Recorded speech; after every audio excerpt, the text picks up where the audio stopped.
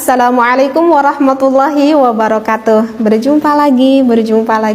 Mudah-mudahan gak bosen ya. Kalau ngaji gak boleh bosen ya, karena itu adalah kewajiban. Bagaimana para pendengar semuanya? Mudah-mudahan kita semuanya selalu berada di dalam lindungan Allah. Amin ya Allah ya rabbal alamin. Kali ini saya masih membawa kitab Qurratul Uyun ya.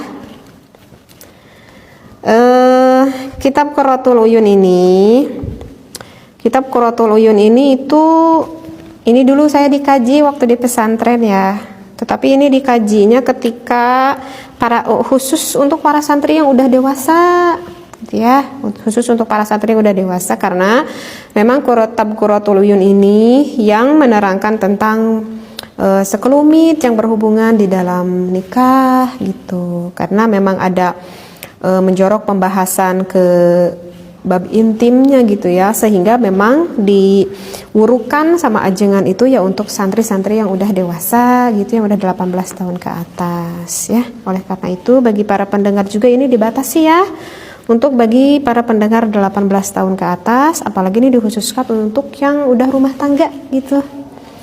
Tetapi saya tahu ilmu ini juga sebelum nikah kok. Kalau kita berpikir positif, ketika kita ngaji sama ajengan ya positif aja. Kalau kitanya yang mendengarkan berpikirnya negatif ya kembali lagi ke pikiran kita ya. Gitu. Maka itu para pendengar berpikir positif ya, jangan berpikir negatif. Di niatan kita tuh ngaji lillahi ta'ala seperti itu. Nah, kitab Qurratul Uyun ini itu jadi penerangannya itu ada yang dinazomkan. Jadi biasanya kalau dulu saya di pesantren tuh, kalau mau ngaji Qurratul Uyun tuh para santri itu nadomin dulu gitu, udah dinadomin, baru sama ajengannya, sama kiainya ataupun sama ustadzahnya itu diterangin referensi yang lebih jelasnya. Nah, gini juga saya mau lantunkan nazomannya ya. Bismillahirrahmanirrahim. Bismillah, alhamdulillah, wassalatu wassalam. Saya bacakan dulu nazomnya, insyaallah nanti saya bahas. Al-qawlu fil jima'i wal awqati muhadzabu ta'biri fil abiyati fi kulli sa'atin minal ayyami min ghairi ma ya'tika fintidhami yajuzu fiha al-wat'u ya dhasyani kama ata fi suratil a'wani lakinna sadral layli awla fa'tabir wa qila bil aksi wa awwalu syuhir. Nah, ini segini dulu yang ingin saya bahas ya. Jadi dulu tuh gitu, kalau ngaji teh ya dibacain brong sama santri-santri tuh nazom-nazomnya. Lalu nanti di lughah penerangannya. Saya langsung ke penerangannya ya. Bismillahirrahmanirrahim. Akhbara rahimahullahu annahu, sesungguhnya kelakuan yajuzu dibolehkan. Al-wat'u, kita melakukan wati. Tahu nggak wati? Wati itu bagi suami istri yang sedang melakukan hubungan. Fi kulli sa'atin, di dalam setiap waktu, min lailin, mau malam hari boleh, au naharin, mau siang hari juga boleh. Ada ma ya'ti, selain dari perkara yang datang qoriban, tingkahnya dekat, kama dalla alaih, seperti perkara yang menunjukkan akan perkara itu. Jadi di sini dikatakan boleh kita melakukan wati, mau malam hari mau siang hari boleh, dikarenakan qauluhu ta'ala, karena kan ada dauhan Allah Ta'ala, a'udzu billahi minasyaitonir rajim, nisa'ukum harthul lakum anna syi'tum.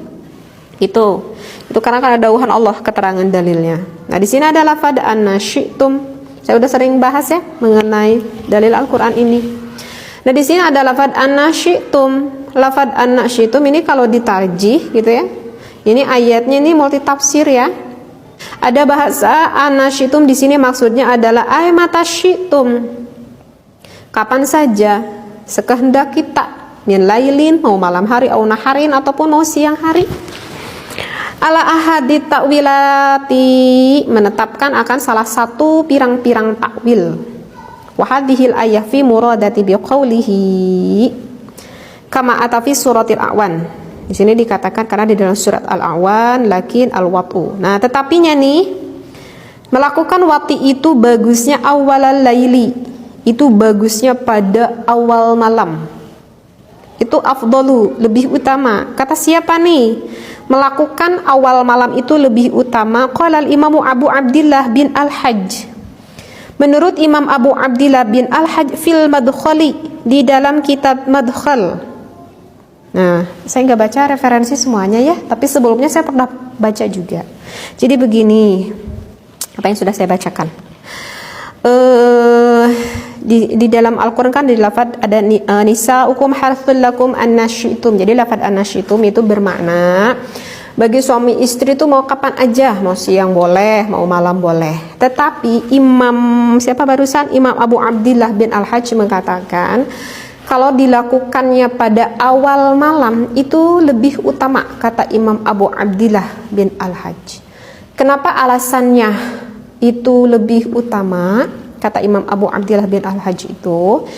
Dikarenakan kalau misalkan awal malam, ya misalkan ya jelas udah sholat isya dulu gitu ya, udah sholat isya ya sekitar jam 9-an gitu ya, sekitar jam 9-an, lalu sang suami dan sang istri itu melakukan ibadah dengan ibadah wati tersebut, perhubungan itu. Maka kalau misalkan kita lakukan dengan awal malam, lebih awal kita melakukan itu kan, maka sesudah itu kan kita suka capek ya, langsung kita tuh tidur. Nah, maka menurut Imam Abu Abdillah, kalau misalkan kita awal malamnya itu cepat tidur, nanti kemungkinan akan cepat bangun karena tidur kitanya tidak kekurangan. Kalau misalkan cepat bangun, apa yang diharapkan oleh Imam Abu Abdillah? Diharapkan untuk seorang laki-laki kan baiknya ketika subuh itu sholat berjamaah di masjid.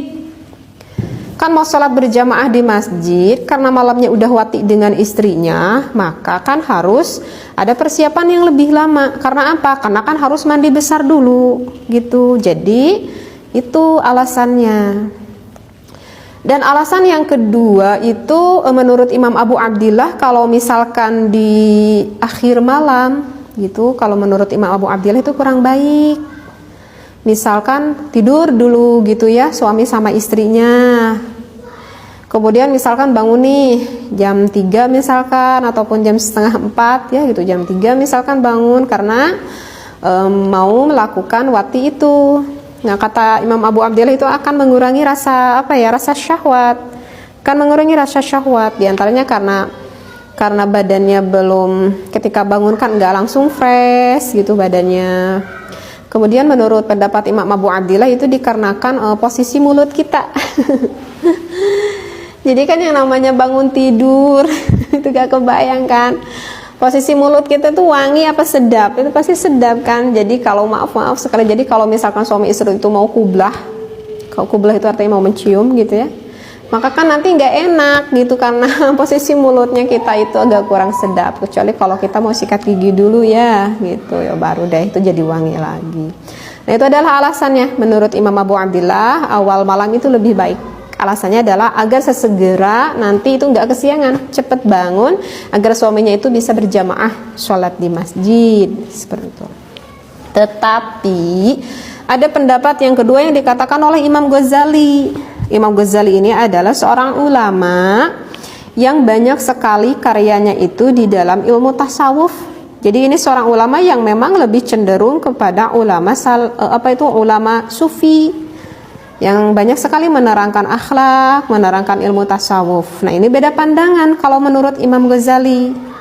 Kalau menurut Imam Ghazali justru kalau awalul laili, awal malam itu yukrahu, dimakruhkan.